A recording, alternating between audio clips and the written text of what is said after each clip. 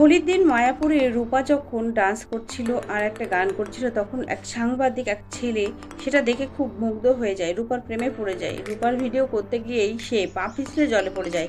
রূপা বুঝে উঠতে পারে না কি করবে। সকালে যখন চিৎকার করে বলছে ওকে বাঁচাও, ওকে বাঁচাও, তখন রূপা কিছুর পা না হয়ে জলের মধ্যে ঝাঁপ দেয় আর ওই ছেলেটাকে বাঁচানোর চেষ্টা করে।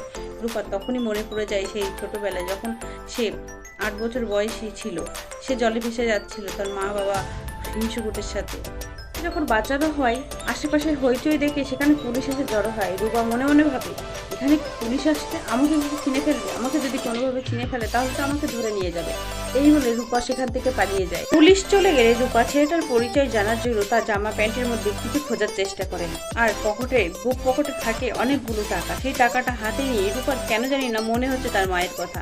আসলে এই টাকাগুলো কিন্তু ওই ছেলেটাকে তার মা দীপাই দিয়েছিল। দীপা বলেছিল, তুমি তো মায়াপুরে যাচ্ছ, তাহলে এই টাকাগুলো রাখো, আমার মেয়ের নামে পুজো দিও। তখন এই ছেলেটা জিজ্ঞাসা করে, তোমার মেয়ের নাম কি? তখন দীপা বলে, আমার মেয়ের নাম রূপা, ওর নামেই পুজোটা তুমি দেবে। ওদিকে আমরা দেখব সেনগুপ্ত পরিবারের দোল পূর্ণিমা উৎসবে একটু পুজো দেওয়া হয়। সেখানে জয় তার বাবাকে হেল্প করে দেয় এবং সোনা সেও কাজে হেল্প করে, কিন্তু উর্মি অনেকটা লেট করে নামলে কাকিয়া বলে, উর্মি তোমাকে তো বলেছিলাম সকালে নামতে, কারণ বাড়িতে একটা পুজো আছে। উর্মি তখন একটু ব্যঙ্গ করে বলে, কেন, দিদি তো সব কাজ করে নেয়, তাহলে আজকে আমার প্রয়োজন হচ্ছে কেন? একেবারে বদলে গেছে। দীপার প্রশংসা একেবারে মেনে নিতে পারে না।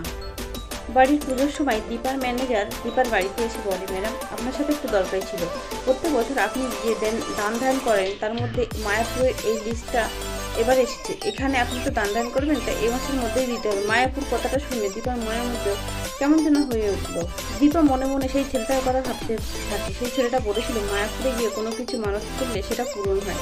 দীপা মনে মনে ভাবে, তাহলে কি আমি সেখানে যাব?